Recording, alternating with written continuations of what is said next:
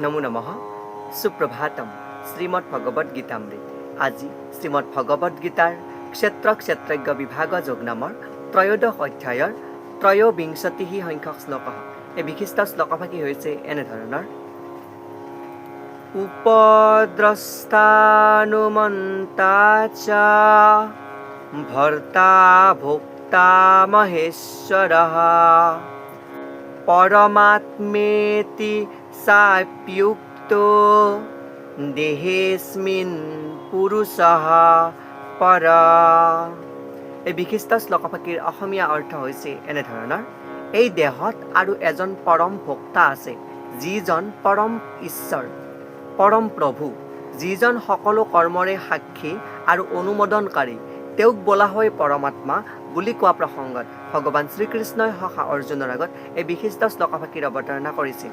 পূৰ্বৱৰ্তী শ্লোকৰ প্ৰসংগত কৈ অনুসৰি যি জীৱাত্মা আৰু পৰমাত্মাৰ অভিন্নতা, জীৱাত্মাই এই জগতৰ জড় প্ৰকৃতিৰ সংস্পৰ্শত আহি সকলো বা প্ৰকৃতিৰ যি বস্তুবিলাক তাত ভোগ কৰিবলৈ অগ্ৰসৰ হয়, কিন্তু সেই ভক্তাৰ ওপৰতো এগৰাকী ভক্তা হৈছে, সেয়া হৈছে পৰমাত্মা, পৰম প্ৰভু, পৰম ঈশ্বৰ, যিয়ে এই সকলোৰে অনুমোদনকাৰী।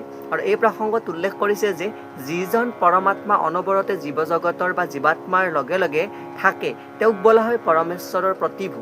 আৰু তেওঁ কোনো ধৰণৰ সাধাৰণ জীৱাত্মাৰ নিচিনা নহয়, তেওঁ পৰলোকতকৈও অতীত, অৰ্থাৎ লোকাতীত। তেওঁ দ্ৰষ্টাৰূপে আত্মাও নহয়, লোকৰ অতীত স্বৰূপে ইয়াতে দৰ্শন কৰাইছে, যাক বোলা হয় পৰমাত্মা। আৰু এই প্ৰসংগত ইয়াতে উল্লেখ কৰিছে যে পৰমাত্মাৰ যি হস্ত পাদ আৰু সকলো ঠাইতে বিয়পি থাকিব পৰা যি স্বৰূপ, যিহেতু পৰমাত্মাই হ'ল প্ৰভু, সেইবাবে জীৱৰ হৃদয়ত থাকি জীৱৰ যি ভোগ বাসনাসমূহ অনুমোদন জনায়। আৰু পৰমাত্মাৰ অনুমোদন নহ'লে জীৱাত্মাই একো ভোগ কৰিব নোৱাৰে বুলিও ইয়াতে উল্লেখ কৰিছে। কাৰণ জীৱ হ'ল ভোক্তা আৰু পালিতা, আৰু ভগৱান হ'ল ভোক্তা, অৰ্থাৎ জীৱবিলাকক ভোক্তা বুলি ইয়াতে উল্লেখ কৰিছে, আৰু পৰমাত্মাক ভোক্তা বুলি উল্লেখ কৰিছে, অৰ্থাৎ পালক, আৰু জীৱবিলাক পালিতা, অৰ্থাৎ ভোক্তা বা পালকৰ দ্বাৰাই জীৱবিলাক ভুক্ত হৈ থাকে বা পালিত হৈ থাকে।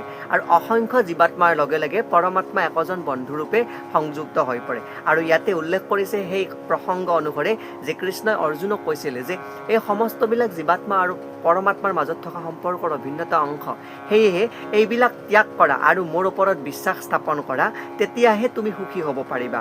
আৰু এই বুলি কোৱাৰ প্ৰসংগত এইদৰে এজন বুদ্ধিমান লোকে পৰমাত্মা আৰু পৰম পুৰুষ পৰমেশ্বৰৰ ওপৰত ৰখা যি বিশ্বাস, তেওঁৱেই এটা সচ্চিদানন্দময় জীৱন লাভ কৰাৰ প্ৰতি অগ্ৰসৰ হ'ব পাৰে। আৰু এই প্ৰসংগতে ভগৱান শ্ৰীকৃষ্ণই সখা অৰ্জুনৰ প্ৰতি এই বিশিষ্ট শ্লোকভাগীৰ অৱতাৰণা কৰিছে। এয়াই উক্ত বিশিষ্ট শ্লোকভাগীৰ সৰল গুণাৰ্থ। ধন্যবাদ।